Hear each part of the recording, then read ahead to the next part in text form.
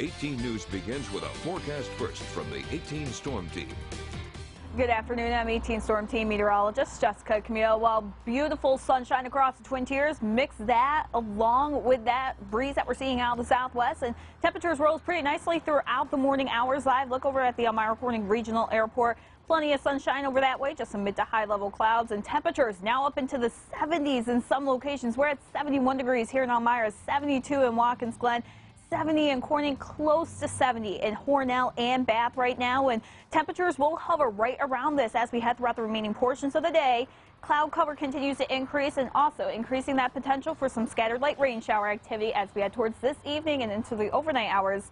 Details on all that coming up in just a bit. 18 News at noon starts right now. Now on 18 News.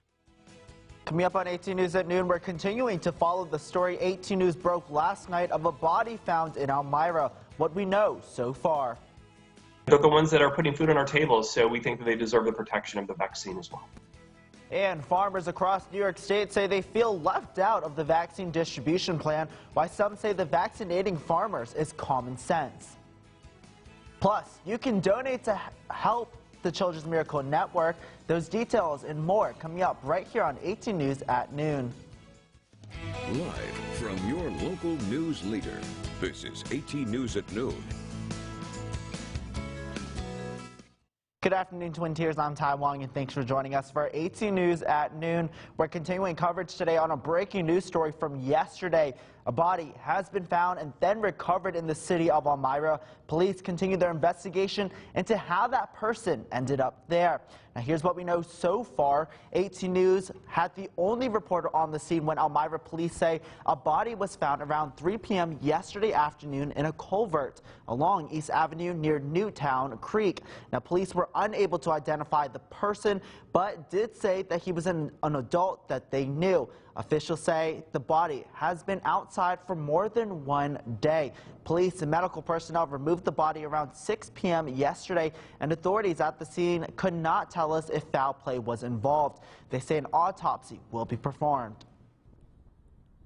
Because of the condition in the weather, we don't know how long this person has been here. Through the medical exam and autopsy, we should be able to hopefully determine that in the coming days. Police tell us the identity of the deceased will be announced once the family is notified. We will continue to follow this story on air and online at mytwintiers.com. And a fire broke out inside a mobile home in the Horseheads area last night, causing major damage to that home. It happened just after 8:30 inside the home located on Lot 72 of the Collingwood Mobile Home Park in Tompkins Corner.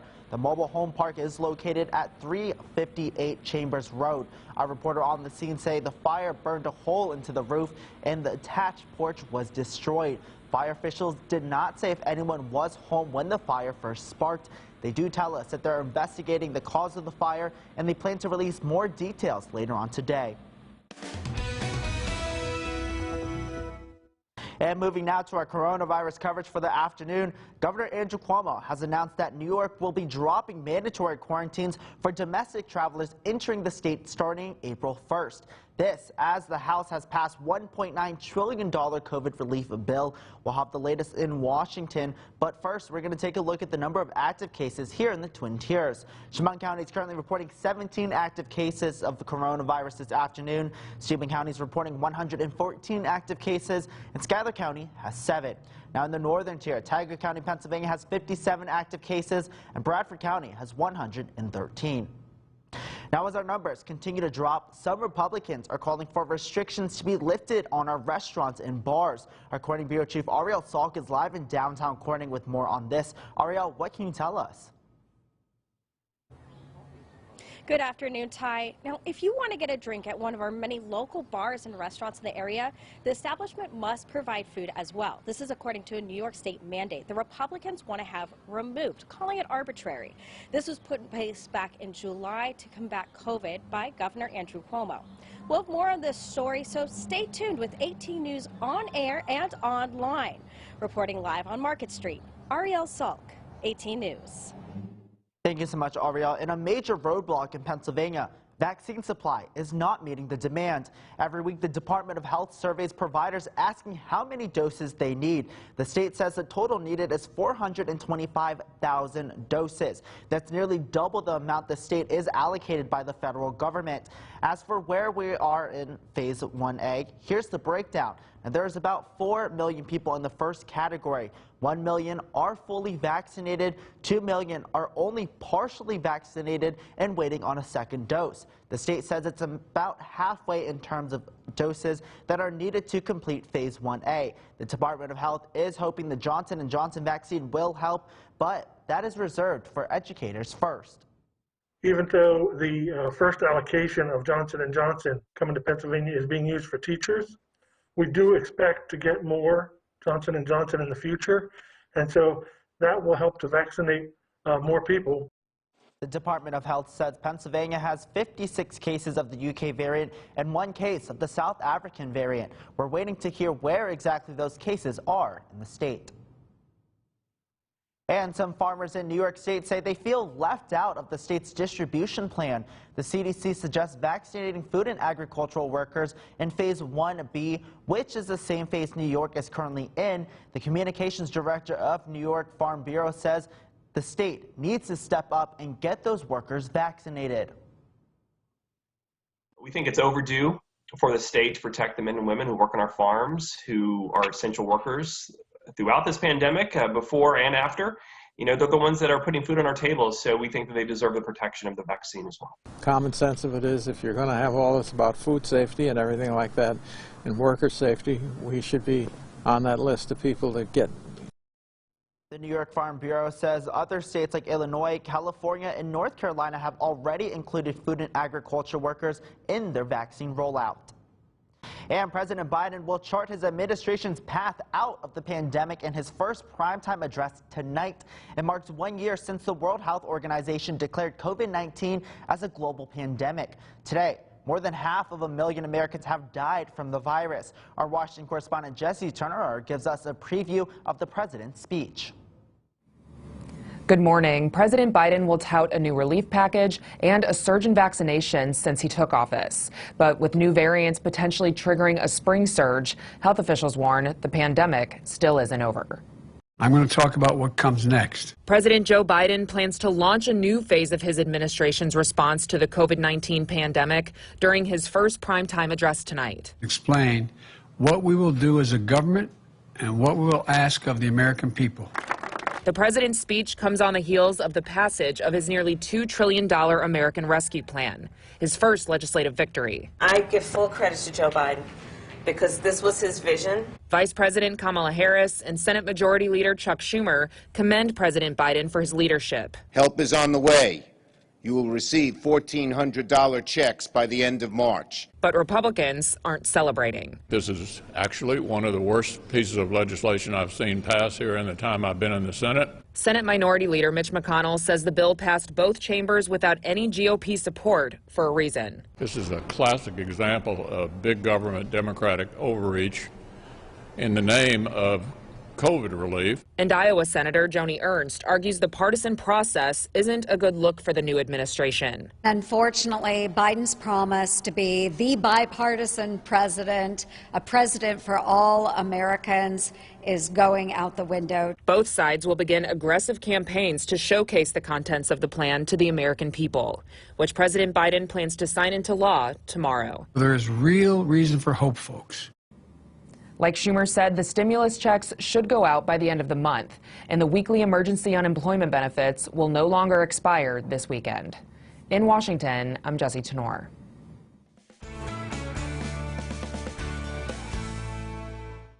Now, the coronavirus pandemic has put a pause on many things, but one thing that hasn't stopped is the gift of giving.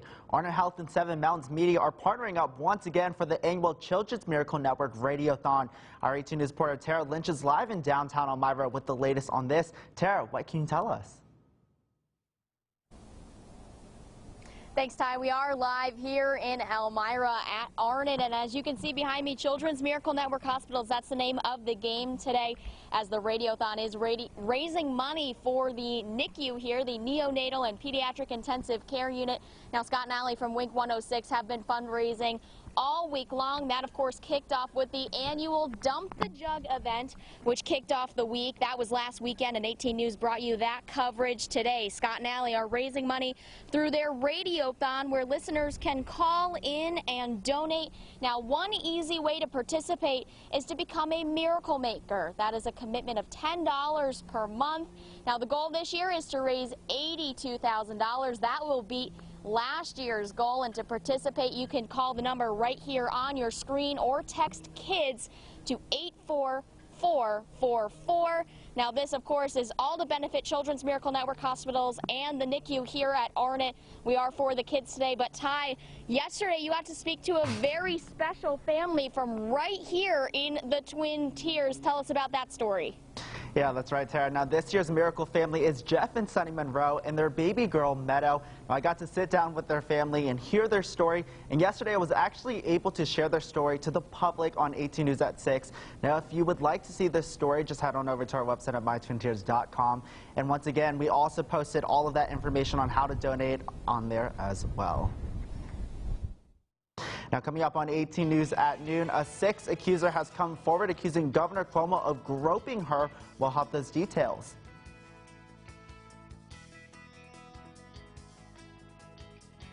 Heading out the door this afternoon, well, you'll certainly need those sunglasses. We're seeing warmer than average temperatures. Some of that cloud cover working its way back in, and we do have that potential still for some scattered showers. Details on what else you can expect coming up in just a bit. You're watching 18 News at noon.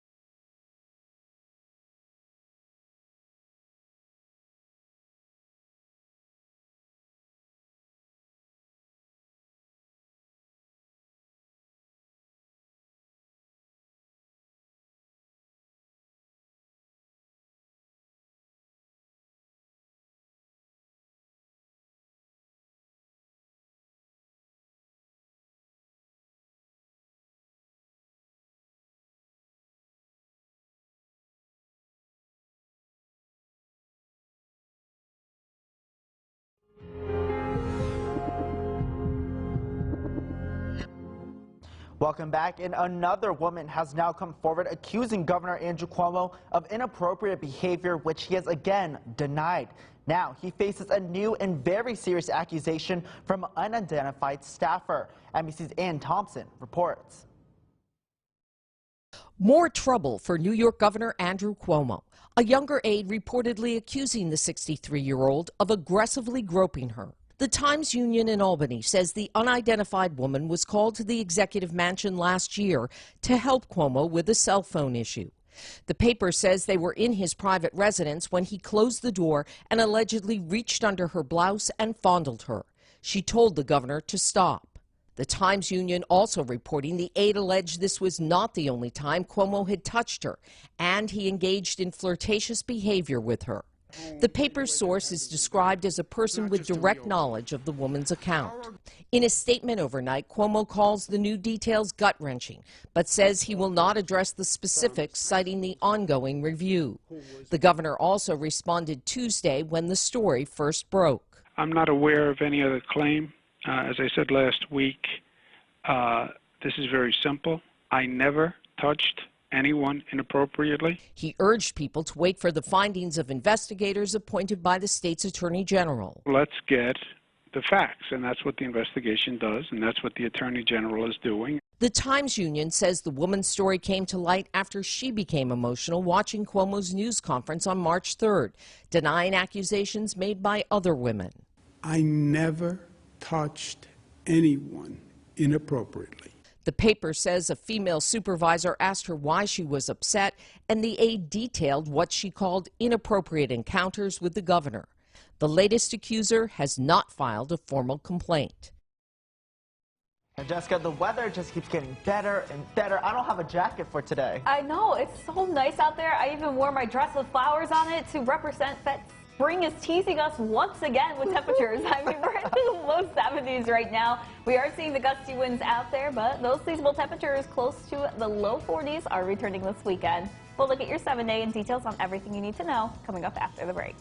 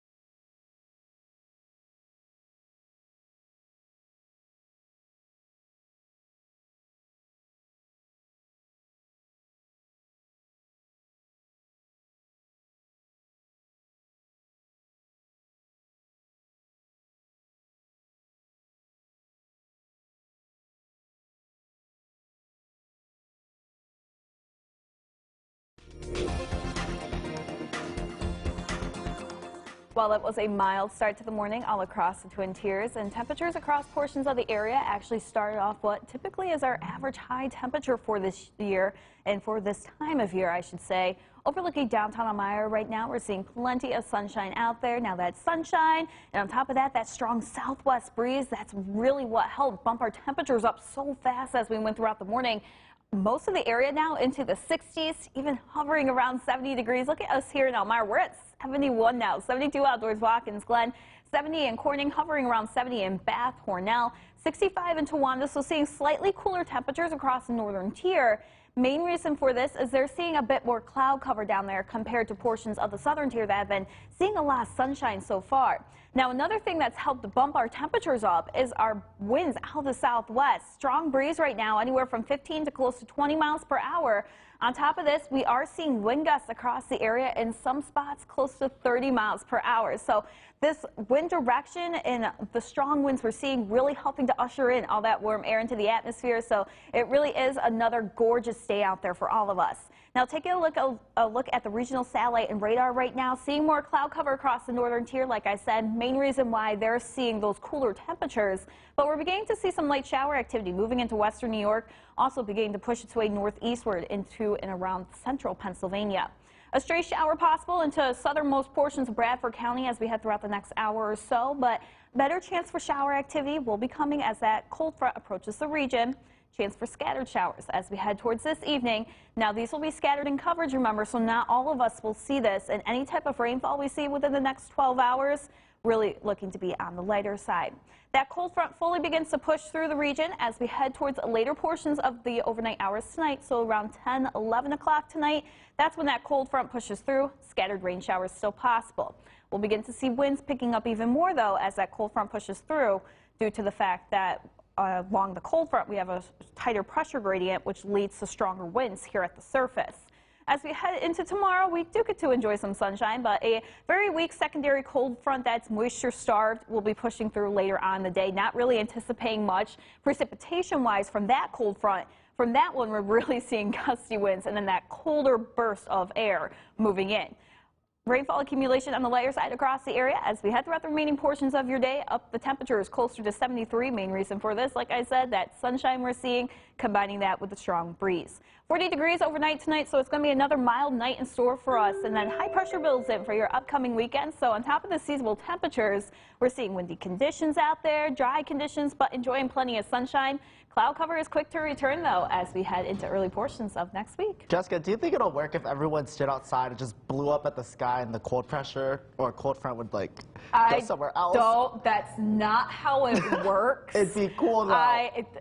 It would be cool, but I assure you that is not how it works. Please do not go outside and try to blow up in the air and, like, try to push the cold front away. It's not going to work. The seasonal temperatures are coming back. I can assure you it's not going to work. I'm still going to try. Okay, of course you would. Still to come on 18 News at noon. Like something out of a movie, but right in our own backyard. Details on the hunt for treasure in Pennsylvania.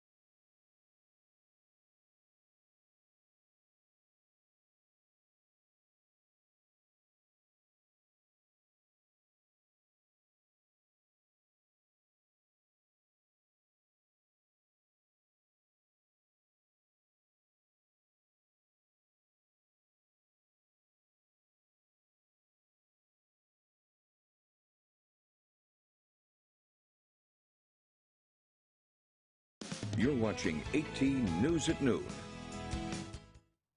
Welcome back. Now it's the stuff of Hollywood legend complete with treasure hunters, stolen Civil War gold, and claims of a double cross by the federal government.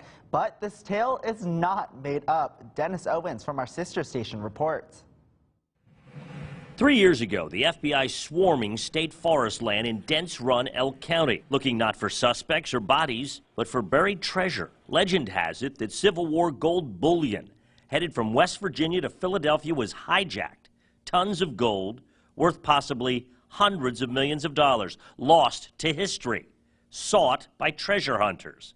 And The feds, according to documents uncovered by attorney Bill Cluck. Federal magistrate issued a writ of seizure enabling the federal government to enter state forest land in order to excavate and search for the gold. Finders keepers are treasure hunters who say they found the spot and forensic analysis indicated buried metal with the density of gold. They tipped the FBI, thinking they'd work with the G-men to dig up the GOLD. We were literally barred from the site, kept in our cars, and were shown an empty hole afterwards. The FBI dug into the night. Neighbors say there were armored cars driving back and forth. The FBI said it came up empty, but after it left, Finders Keepers says its tests showed that metal was gone. Everything pinpointed gold at the exact same location. I mean, it's just flabbergasting that they say they didn't find anything. The FBI reiterated to us in a statement nothing was found in the excavation. The FBI unequivocally rejects any claims or speculation to the contrary. The statement, nothing was found, just does not hold up anymore. I think the big question now is how much and where did it all go to? Finders Keeper says it doesn't want the gold. That belongs to the government, but it does want the finder's fee. In Harrisburg, Dennis Owens, 18 News. All right, and we'll be right back after the break.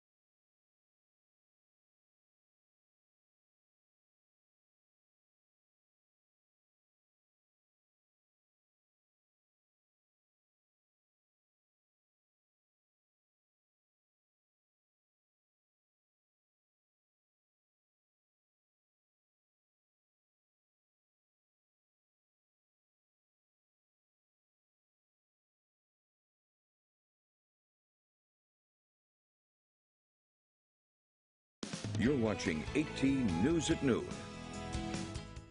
We're working on more stories for 18 News at 5, 5:30, and 6. And coming up tonight, New York State is slowly reopening after a year of lockdown, the latest ease on COVID restrictions. And also coming up tonight, Republicans are pushing to remove one of the governor's coronavirus mandates, while they say this restriction is hurting bars and restaurants. And before we go, Jessica, can we get a final look at that very, very beautiful weather out there? Yeah, it's gorgeous out there right now. We're seeing temperatures already into the low 70s here in Elmira. We'll continue to see them sing in the low 70s, but as we head towards tomorrow, slightly cooler. That's thanks to that cold front moving through. Highs will be into the mid to upper 50s. As we head towards the upcoming weekend, another burst of cold air thanks to a secondary moisture-starved cold front as we head towards late Friday into Saturday. That leads to seasonal temperatures returning highs this weekend into the low 40s. The windy conditions are sticking with us as we head throughout the next few days or so. But as we head towards the weekend, it's looking pretty nice out there, mainly dry. Hopefully you're able to get out and enjoy it, especially on Saturday. We're going to see plenty of sunshine on Saturday. As we head towards Sunday, that's when that cloud cover begins to increase slightly before we head into early portions of next week. By midweek next week, that's when we can see another chance for some shower activity. Gross, but all right. Gross. Well, I mean, I don't even know. Crazy. I almost said April showers bring May flowers, but we're in March, so that doesn't work. Well, that does it for 18 News today. We'll see you right back here at 5 o'clock. Have a great afternoon.